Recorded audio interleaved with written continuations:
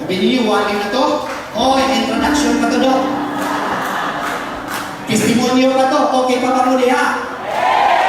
Hallelujah. Katininduta sa ato ang team mo. Praise God. Flame of fire is blowing. Amen. Ang danap sa kalayo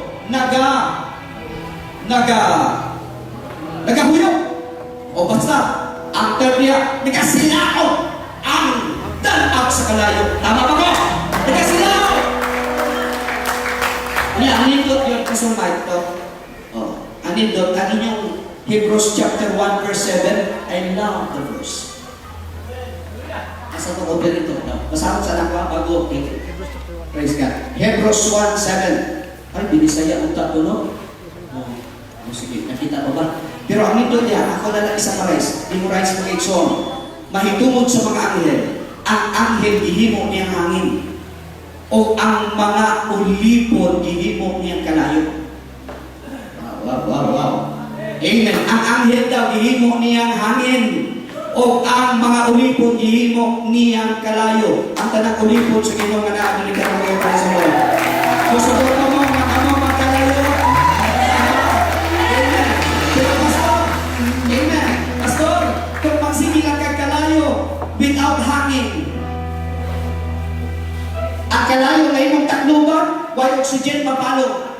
Tama ko, pastor. Murang awit ko kay Brad, kaya ni atong pastor eh. Amen mo na, ako gini siya. Di ba pastor? Ang kalayo imong tabunan, why oxygen, mapalo, mahimo lang siya at uling. Ito.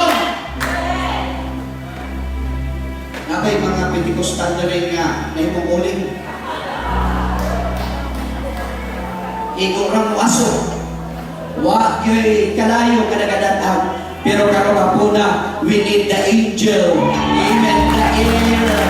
Hallelujah. The oxygen. Kaiyang ihulog. And when the day of Pentecost was fully come, they were all with one accord in one place. And suddenly, there came a sound. What's the sound? Came a sound from heaven. Not in the instruments, not in the microphone, but we need the sounds